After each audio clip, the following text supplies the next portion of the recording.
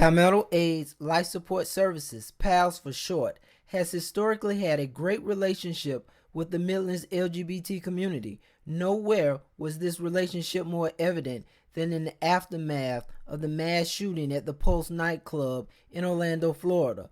PALSS immediately responded to what we now know to be the worst mass shooting in our nation's history by offering services and resources to those in our community who may have been directly affected or emotionally impacted by this tragedy. I recently sat down with Carmen, Hampton, Julious, the executive director of PALSS, and Darius, coordinator of the Engayge Program at PALSS, to learn more about how this tragedy has affected the LGBT community here in the Midlands and how PALSS is helping to lead the healing process here at home. Carmen, how are you doing today? I'm well today. I'm hoping you are too. I am. Thank you for taking time to sit down with me. Before we get started, if you would you tell us a little bit about the role of PALSS here in the Midlands? Well, PALSS is actually the first AIDS service organization in the state of South Carolina, and we serve primarily the Midlands area, providing case management, HIV testing, education services, health services, housing, and other human services for persons impacted by HIV disease. Okay. Dealing with the fact that you guys deal with HIV and AIDS, I know PALSS has a great relationship with the LGBT community. And I would like to know, since the incident in Orlando, what has been the mood here at the office or, with the community that you guys serve? Well, historically, the LGBT community has been very supportive of AIDS services internationally, but particularly right here in the Midlands, our community partners have been historically supportive of us. And so when the tragedy happened in Orlando, we almost immediately understood that there was a lot of sadness, a lot of anger, a lot of confusion, a lot of grief. That tragedy impacted everyone. Even though it wasn't here in Columbia, folk here in Columbia felt the impact of that tragedy. So, PALSS has been wanting to reach out and make sure that, we are part of the healing, that we are, giving back to the community that has supported us for so long.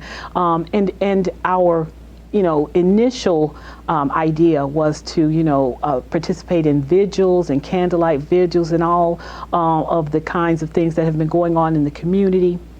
We felt that that was just not enough. We felt like that it wasn't helping enough with the healing. And so we came up with the idea of using the services that we already have to help the community.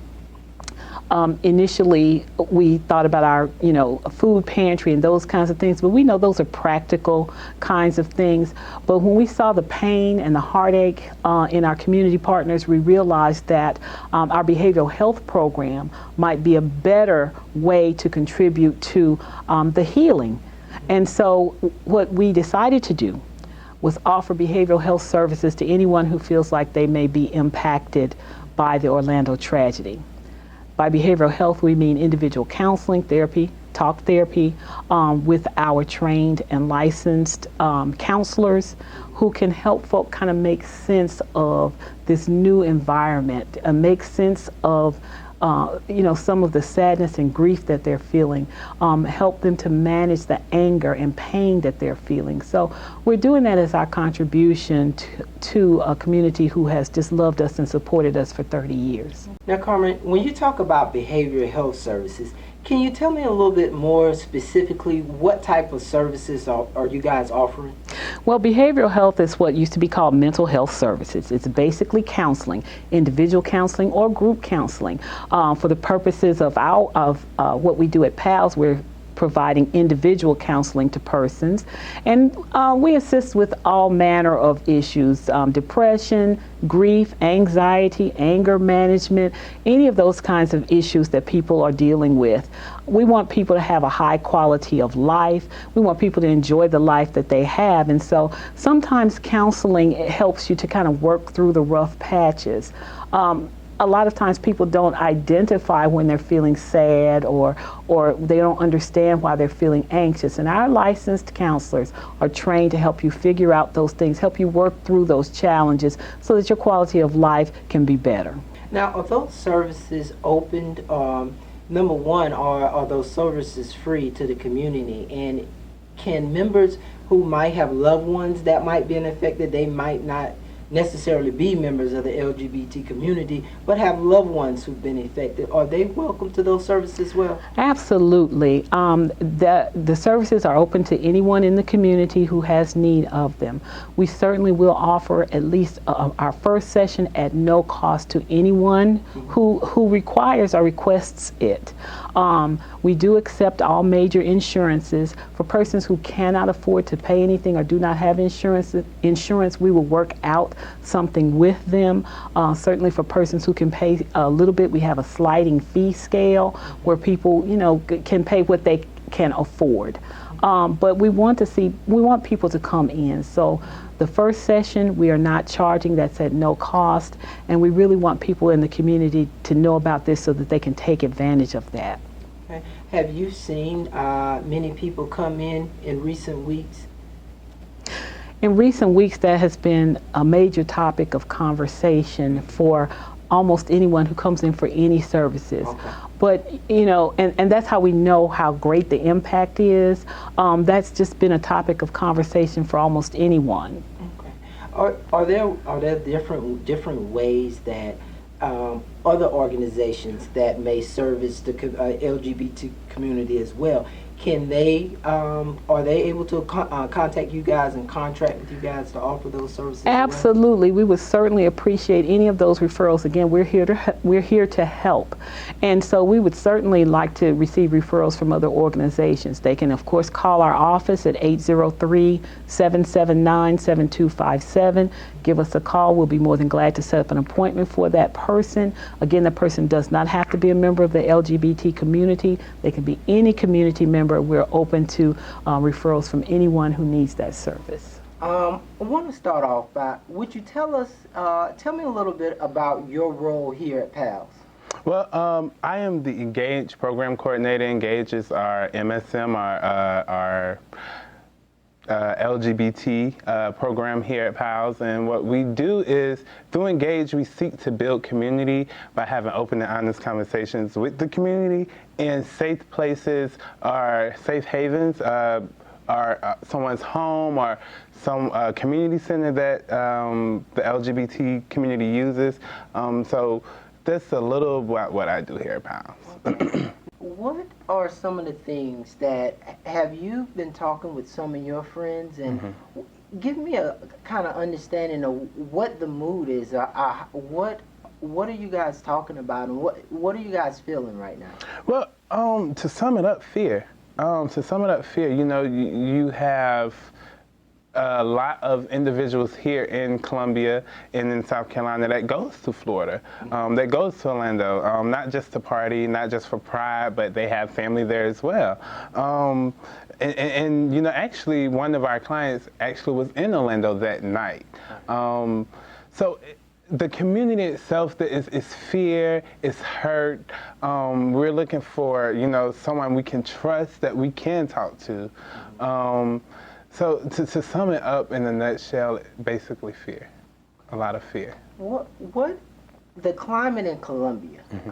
Columbia has changed a great deal over the years, and we struggled in the beginning with just racial injustice and inequality. How do you feel, or what has been your observation as far as Columbia welcoming and accepting members of the LGBT community? It's weird you asked me that question. Not only do I service capacity of Engayge Coordinator here at PALSS, I'm also the interim president with South Carolina Black Pride. And Columbia, you're right, Columbia has changed over the years. Not just Columbia, but the state of South Carolina has changed over the years. We're a very conservative state. We're a very laid-back state. But as you see now, our LGBT community here in the South, and in particular South Carolina, is growing. In 2010, with the census, we found that South Carolina was one of the top states with the number of LGBT couples who adopt children. With that being said, we feel as if a lot of our politicians, a lot of our advocates, a lot of our leaders here in South Carolina, they're actually changing the atmosphere in South Carolina. When I say changing the atmosphere, the citizens itself are being more acceptable to, the LGBT community. I hate to say we're not Mississippi and we're not Alabama, but we're not Mississippi and we're not Alabama. I mean, we still have a ways to go, but the growth and development here in this great state has been really good, and it has changed the perception of the LGBT community to the citizens of South Carolina and citizens of Columbia. Okay. Have you seen or heard any change in behavior or just awareness when you talk about the night scene in the LGBT community? There are a lot of clubs here in Columbia that cater to that community. So have you noticed any change or any in security procedures or anything like that? Yes. Definitely. We do have a number of LGBT clubs here in Columbia, and just over the weekend, you just seen the security outside, walking the streets beefed up. You see the security inside of the club, inside of the venue, beefed up at the bars, the clubs, even the night shows, drag shows. Security is #1 now. I do know the City of Columbia Police Department sent South Carolina Pride Movement a letter stating that no matter what it is you need, just let us know when it comes to safety for this year's Pride, for South Carolina Pride. So, not only is these nightclubs and these other venues that cater to the LGBT community beefing up security, the local governments itself, Sheriff Leon Lott, he also sent out, information to the different Pride organizations here in Columbia and the different LGBT organizations here in Columbia, ensuring safety and security, as well as the Chief of Police for the City of Columbia. Okay. Yeah.